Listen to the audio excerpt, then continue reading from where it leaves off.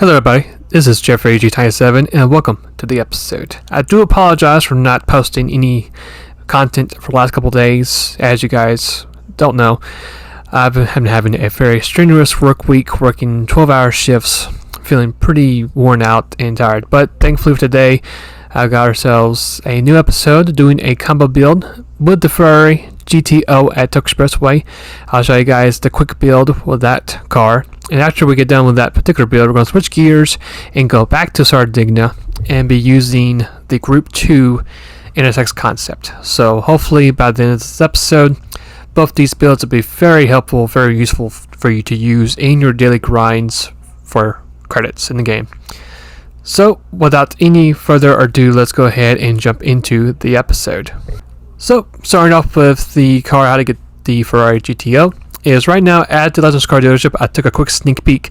It's still there, but I would recommend getting this car if you want it. It's going to cost you 3.5 million credits, so it is going to be a little bit on the pricey side. Overall, a very decently good, smooth car from the 80s. So if you want to know where you can find it, that's where you can get it, at the NSX car dealership only, unfortunately. Now, if you go to the next couple stages for the build, we're going to go ahead and add these racing rims. If you want to go ahead and just pause the episode and copy everything I do in the car customization, you can. Type A is going to be for our front splitter, our front bumper, and then custom wing set, and that's going to be it for our car customization. So very simple, easy. Next, we're going to take a quick look at the tune. As you can see, there's hardly anything done with the first page. We got ourselves sport hard tires, low front downforce, and pretty medium to high rear downforce.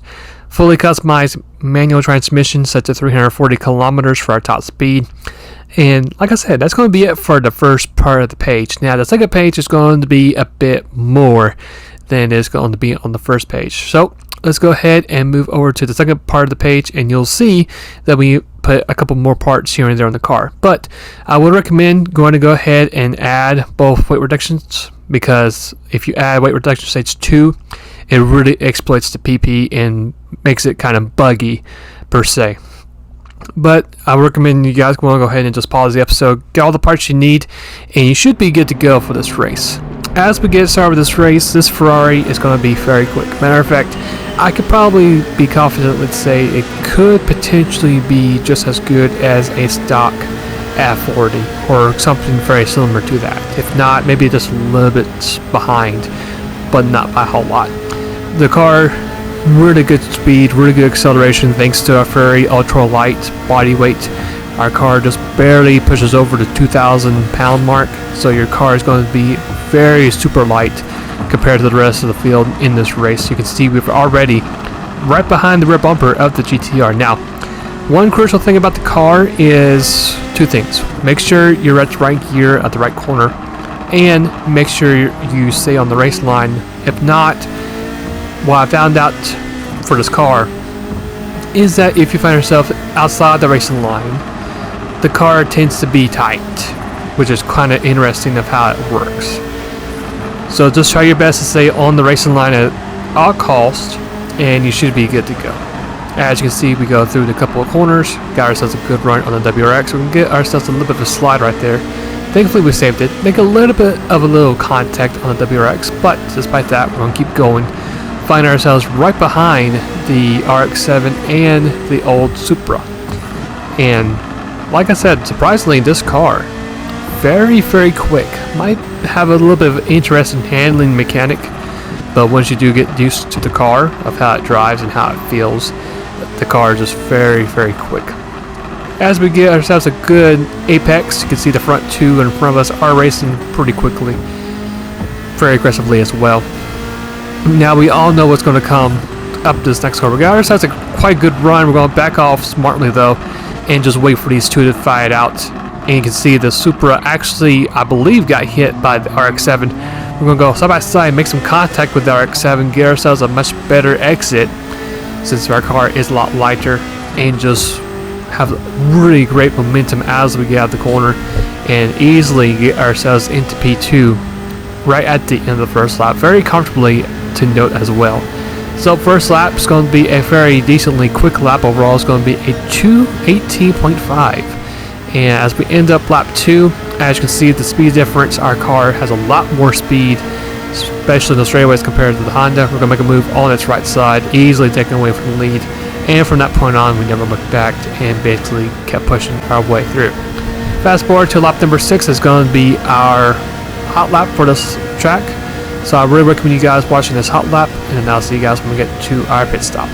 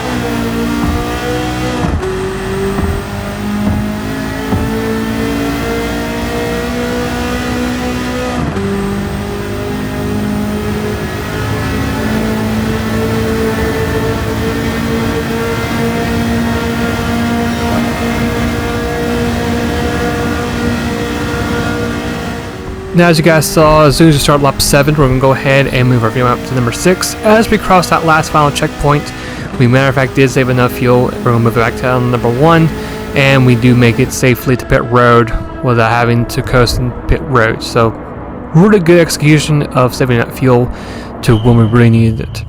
For this pit stop, we're only going to be adding fuel. Tires are still in really good shape thanks to the ultralight body we have on the car. We're going to add just enough fuel just to get by to finish up the race. You could do 100% if you want to, but you'll just be wasting time if you do that in pit road. After we get our refuel, we actually didn't lose the lead from the RX-7, we actually kept it. Did ourselves some more solo time trial laps around the track, and that's going to be it with a very smooth, stellar 26:12 for our first run. So I believe this is potentially my best run overall with this car, and the car was very smooth overall, very quick, very unique body, especially for the early to mid 80s car, and it just worked out very smoothly for the car. Got ourselves a center bonus because we made some mistakes. We actually went off the track once, and that's going to be it for the first race. Now for the second race, if you want to figure out where to find the NSX Concept GT Group 2 race car, here it is at Brand Central under Honda. It's going to cost you 800,000 credits, so a little bit cheaper than the GTO, but still pretty pricey if you want to grab it from the showroom. After you grab the car, let's take a quick look up my Sardegna build. Now, you're more than welcome to pause the episode and just copy the build itself. And it's pretty simple. All I basically did was adjusted the downforce and mainly just nerfed the overall horsepower of the car with a power restrictor. And that's literally it. I really didn't really change anything to the car at all, so I just mainly did the downforce and the power restrictor, and that's basically it, with racing hard tires, of course. As we get started with this race, we're going to be mainly on fuel map 1, and we're going to try to stretch a 1 pit stop strategy for this particular car. Now, this car is going to be a bit better overall than the Group 3s. A Group 2 is a little bit overall better, especially when it comes to handling. The handling of a Group 2 car, especially the modern cars like the NSX, is just really phenomenal. I mean, you can just basically throw that car into a corner and it just sticks like hot butter to a pan. So, as you can see, you got back to the power a lot sooner than the Group 3s. The speed may not be as good since we actually had to take some horsepower off from the car. So your car is going to be roughly probably the top 5 or top 7 when it comes to pure race pace on the main straights. So your main objective to use is the handling. You got to use your handling in the car. You got to be a bit bold. You have to be a bit aggressive with the corners to really make up the time on the AI, which you can easily do. As we approach the other NSX, we're going to almost make contact with the NSX to Group 3 one, but thankfully we actually do keep it nice and clean as we see a little bit of puff of smoke between the battle of the Audi R8, which gets loose but saves it, and the Corvette C8 or C7 per se. Now the cool thing about this car's got great handling, so you can actually go full throttle into the last corner and you can just see the time we just gained on the Audi and some of the other drivers too. Also, the car is great on the slipstream effect as well, so once you get behind somebody you can just get that toe and just do all kinds of slingshot moves in the field. So as we find ourselves right behind the BMW, as we're behind the slipstream again, going to go full throttle, make an easy pass for P8. We're also going to go ahead and make a nice move on the blue BMW on this right side and get ourselves P7. Now it did take us quite a while to get to the lead, which we actually did get the lead at the end of lap 4 because the Viper went to make scheduled pit stop. But here we are on lap number 6. It's going to be our hot lap for the race. So I really recommend you guys watching this hot lap to see what this car can do, and then I'll see you guys for our pit stop.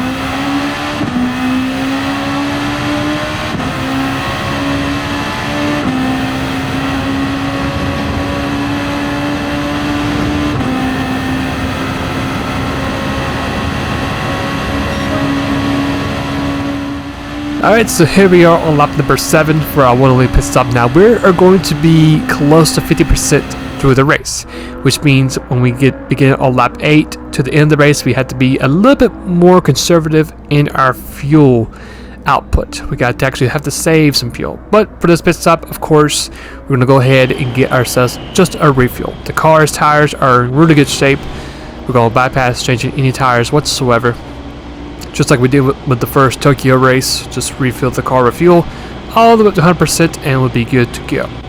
As we get out of the tip road, we're going to start stint 2, and surprisingly we actually didn't start saving fuel until the end of lap 11 to lap 12. Now I would recommend once you begin lap 11, I would recommend just move your fuel map to number 3 or 4, and hopefully by then you will have enough fuel saved up. Now fast forward to the end of the race, we almost had the right strategy, but unfortunately as we get to the main straight, just about to occur passing the pit road entrance, we're going to run out of fuel and coast for a little bit.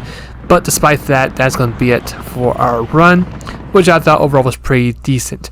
24:42 was our run overall, almost lapped the whole entire field once, and we actually had ourselves quite a bit of scuffle and trouble with the AI in this race, surprisingly.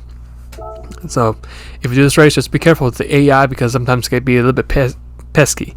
Got ourselves that clearance bonus, and that's going to be it for the episode. Now before we show the preview of the next two builds, I like to dedicate this clip to anyone that's having, you know, a real hard time with the AI in this game. So we're going to go ahead and put this AMG a lap down, but in the process we're going to actually go a bit over the boundaries, hit the wall, and you can see that it's on the right side. We didn't clear it. We overcorrected the car, and I was like, well, it's time to repay the favor for this Mercedes-Benz just by not giving us a space. So we're gonna go ahead and just give it a little bit of a love tap. It comes right back at us very violently like a helicopter, and it's gonna do a nice 360 spin. And yeah, that kind of hampered our time overall, but despite that, very smooth car. For our next two builds, double combo episode, we're going to be using the Rally WRX at Tokyo Expressway, a very smooth car, a very great pick too when it comes to the Tokyo Expressway build. So I'm going to try to do an up-to-date build on that. Hopefully with the new update coming up, it won't hurt it that much. And the next one is going to be the Type R version, which is the swap version, and it's a really strong one too. So hopefully you guys enjoyed the episode. If you did, go ahead and leave a like. If you like to see more content later down the road, want to go ahead and hit the subscribe button and turn on that bell on for notifications. If there's a build you'd like to see, go ahead and put it in the comment section below.